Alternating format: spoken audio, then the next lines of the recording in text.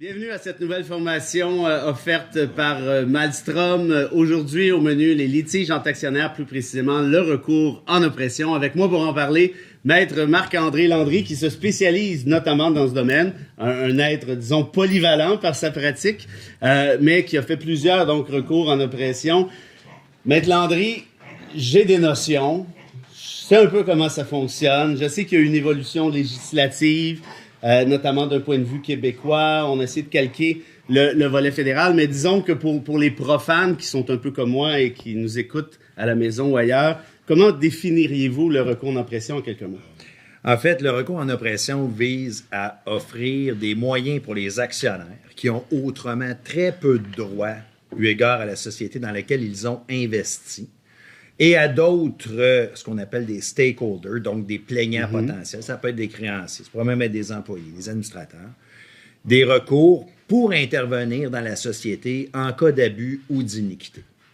Donc, c'est très large. C'est très large. Et puis, en fait, c'est la beauté pour un praticien de ces recours-là, c'est que c'est effectivement très large. Il y a de la place pour la créativité. Le but, c'est de corriger une iniquité commise à l'égard des actionnaires qui, encore une fois, ont peu de droits eu égard à la société, évidemment, puis dans lesquels ils ont investi de l'argent. Bien sûr.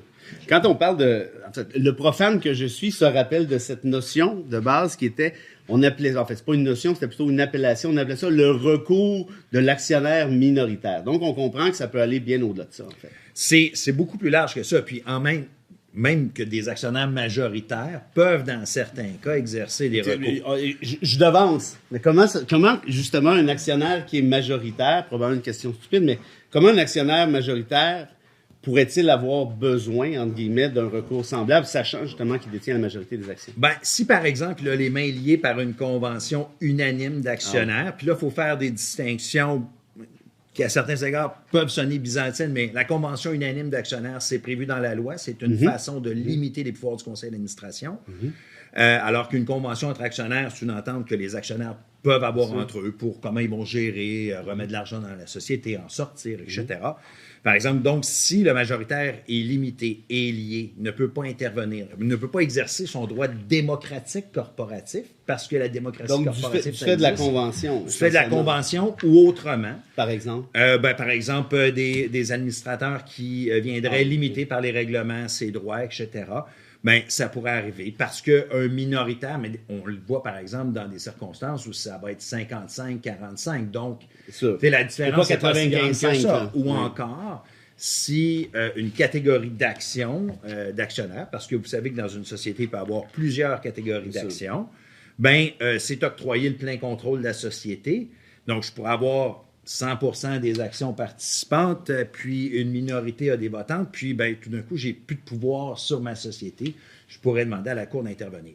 Comprenez que c'est plus rare, mais ça se peut quand même. L'idée, encore une fois, c'est donc, lorsqu'il y a une situation d'abus, d'iniquité à l'égard des actionnaires ou des autres créanciers des sociétés, les tribunaux peuvent intervenir pour rééquilibrer les choses ou pour encore indemniser les gens qui sont victimes d'abus. Si on reste sur cette voie-là de l'actionnaire majoritaire, parce que ça me tarabuste un peu, là, cette question-là, à savoir, est-ce que la Cour pourrait pas, ultimement, dire, ben, écoutez, vous êtes un peu l'architecte de votre propre malheur, là. Vous avez placé des administrateurs qui ont permis, comme vous parliez de règlements qui ont été adoptés, en d'autres termes, vous n'avez pas suivi vos affaires essentiellement, puis vous vous retrouvez dans une situation où vous êtes coincé aujourd'hui.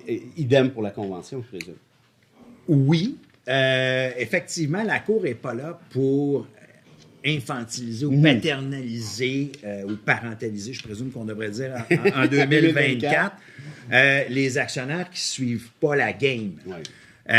Mais autrement, lorsque toutes les choses se passent correctement et régulièrement, bien là, les tribunaux peuvent intervenir. Mais effectivement, vous avez raison que l'idée que nul ne peut invoquer sa propre turpitude, si tu dors au gaz, ben la Cour n'est pas tout à fait là pour venir évidemment, je ne parle pas du minoritaire, là. Je parle du majoritaire qui, par définition, aurait eu les outils. Oui, aurait eu les outils. Mais encore une fois, entendons-nous, les recours pour abus pour un majoritaire, c'est rare. Je m'excite de l'exception, on s'entend bien parce que c'est une exception, justement. Quand on parle de recours en oppression, est-ce qu'on doit présumer qu'il n'existe pas d'autres recours potentiels pour en arriver aux mêmes fins?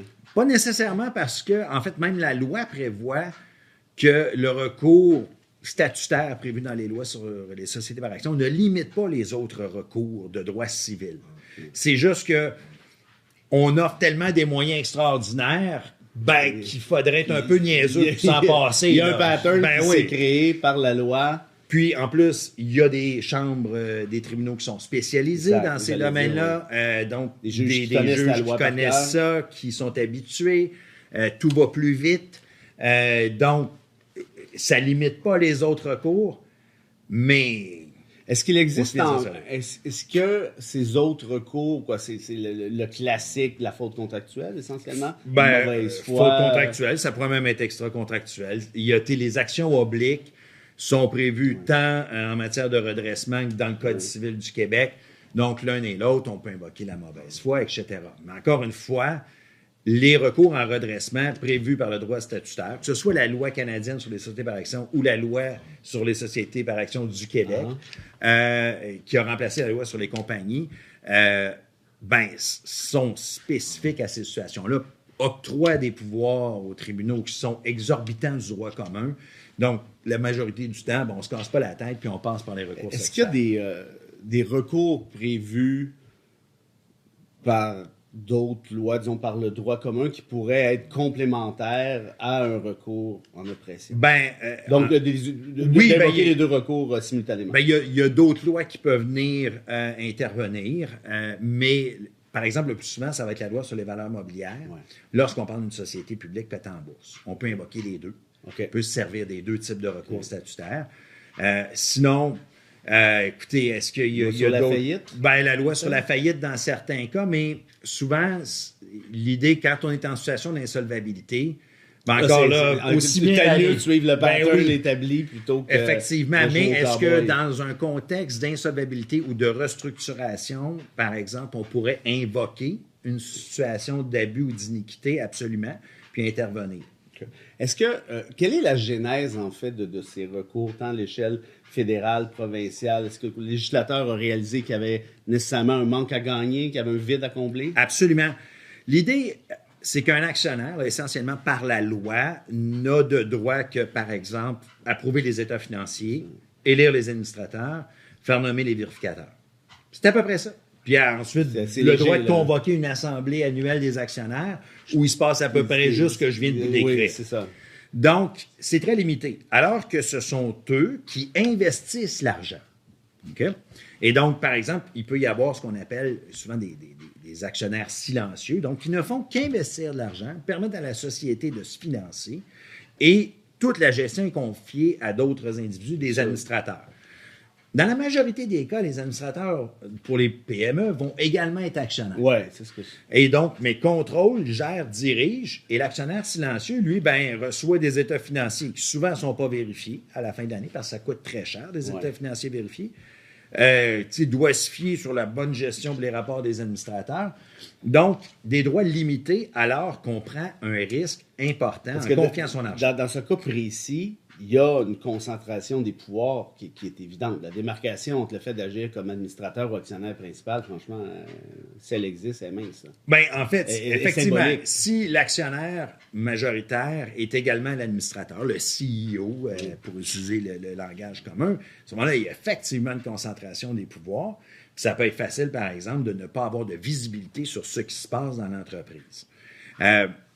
Donc, pour pallier à ça, il peut y avoir ce qu'on appelle les conventions unanimes d'actionnaires. J'y ai référé tantôt, par lesquelles, par exemple, on pourrait dire le conseil d'administration ne peut pas émettre de nouvelles actions sans l'approbation des actionnaires. On passe le pouvoir aux actionnaires, alors que normalement, ça serait un pouvoir. Sauf que si l'actionnaire majoritaire est CEO en même temps, à ce moment-là, on tourne en rond. Oui, okay. Ensuite, il y a des conventions entre actionnaires où les gens vont décider de régir leurs interactions entre eux. Par exemple, si la société a besoin d'argent pour se financer, comment elle va se financer? Qui a le droit de vote? Qui peut nommer des membres du conseil d'administration? Aussi des situations de retrait. Par exemple, un actionnaire qui frauderait la société.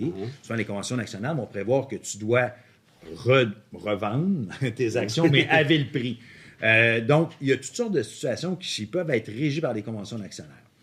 Donc, je rappelle, d'abord, c'est de rééquilibrer les droits entre les actionnaires, qui sont les investisseurs, mais avec peu de droits, versus les pouvoirs de gestion des administrateurs. Parce que c'est le plus souvent, là, c'est le rapport de force qu'on voit. Ouais. Okay? Pour les PME, en tout cas. Pour les PME, parce que, comme je vous dis, il pourrait y avoir des créanciers, par exemple, des détenteurs de débentures, qui sont aussi des détenteurs de valeurs mobilières. Il pourrait même avoir des banquiers qui s'en servent, mais le plus souvent... Parce qu'il y a des créances qui sont garanties par les actions comme telles. Mais même pas. Les créanciers, les financiers, les banques pourraient se servir des recours en cas d'abus, mais ils ont habituellement d'autres recours contractuels qui font en sorte que c'est moins intéressant. Donc, le cas de figure le plus usuel, c'est un actionnaire qui est minoritaire, et qui ne se mêle pas de la gestion, qui ne contrôle pas la gestion de la société.